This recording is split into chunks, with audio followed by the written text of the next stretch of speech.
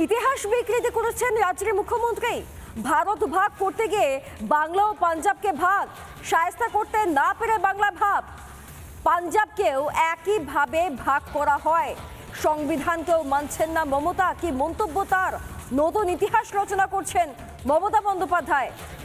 মমতা বন্দ্যোপাধ্যায়ের বিরুদ্ধে এবার ইতিহাস বিকৃতির অভিযোগ। রাজ্যের মুখ্যমন্ত্রীর বিরুদ্ধে এবার ইতিহাস বিকৃতির অভিযোগ। প্রশ্ন, ভারত ভাগ করতে গিয়ে বাংলা এবং পাঞ্জাবকে ভাগ, শায়েস্তা করতে না পেরে আবার বাংলা ভাগ, পাঞ্জাবকেও একইভাবে ভাগ করা হয়, এমনই মন্তব্য। সংবিধানকেও মানছেন না মমতা।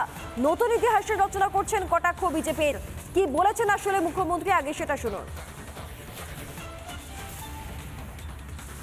1947 সালে স্বাধীনতা আন্দোলনের পর যখন দেশ ভাগ হয়েছিল, আপনারা কি করেছিলেন? ভারত ভাগ করতে গিয়ে বাংলাকে ভাগ করেছিলেন আর পাঞ্জাবকে ভাগ করেছিলেন। তার কারণ, চলে যান আন্দামান সেলুলার জেলে।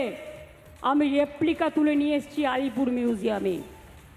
ওখানে যদি সংখ্যাটা দেখেন, দেখবেন 700-র ওপর বাঙালি অ্যারেস্ট ছিল যারা স্বাধীনতা আন্দোলন করেছিল, প্রায় 90%। আর 10% ছিল পাঞ্জাবিরা। ওরা জানতো বাংলাকে ওরা শায়েস্তা করতে পারবে না, বাংলার শক্তির কাছে পারবে না। তাই ওরা কি করেছিল? বাংলাটাকে ভাগ করে দিয়েছিল আর পাঞ্জাবটাকে ভাগ করে দিয়েছিল। পাঞ্জাবের একটা পাকিস্তান আছে, পাঞ্জাবের পাশে যে পাকিস্তান, পাকিস্তানেও একটা পাঞ্জাব আছে, জেনে রাখবেন। কই সে কথা তো বলো না। তাহলে আমাদের পাশে বাংলাদেশ তো আমরা তৈরি করিনি, তোমরা করেছো, তোমাদের পিতামহরা করেছো। আমাদের ভাষা যদি এক হয়, আমরা কি করতে পারি? শুনলেন রাজ্যের মুখ্যমন্ত্রী মমতা বন্দ্যোপাধ্যায়ের বক্তব্য। তার মুখে তার ইতিহাস শুনলেন আপনি।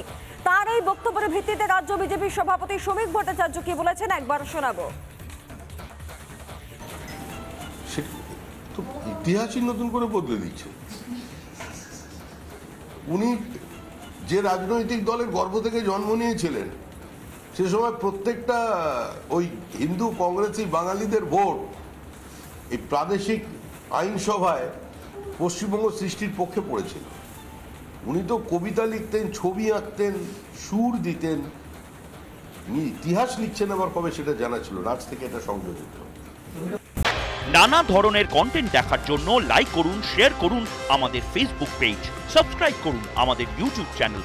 পাশাপাশি অন্যান্য ব্রেকিং নিউজের জন্য অবশ্যই চোখ রাখুন রিপাবলিক বাংলায়।